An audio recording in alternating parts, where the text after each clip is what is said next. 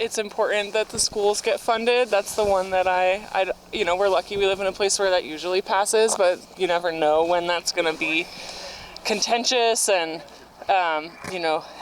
you see the work that goes in these other communities who don't pass theirs, and it's important to give them close attention, but it's I would rather not go through that process when I think the budget's pretty good now.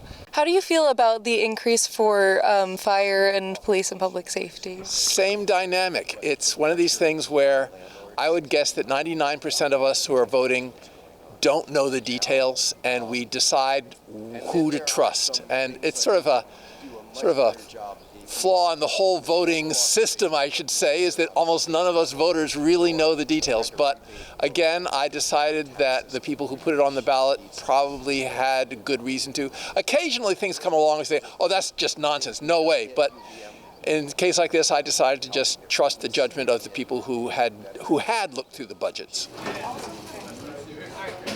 Specifically with regards to Laura's election and Jean's re-election, the items on the ballot, the RAIB charter change is very, very important to me.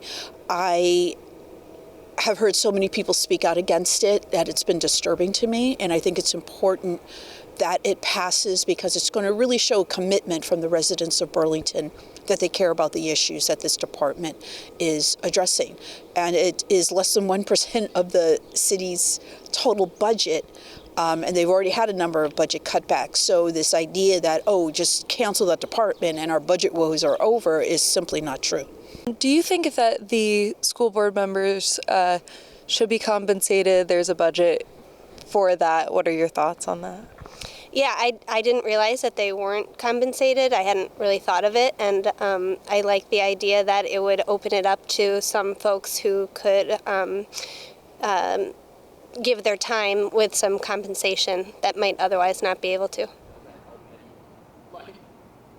The property tax thing is it's really difficult because it's very hard for people to get housing, particularly in Burlington. We are landlords. We've tried to keep our rents as low as possible because we want people to be able to thrive, eat, move on to their own house if possible, and it's made it almost impossible. The increase in property taxes has made it almost impossible for anybody to get any kind of reasonable rent in Burlington, and it's heartbreaking. A lot of people are just priced out.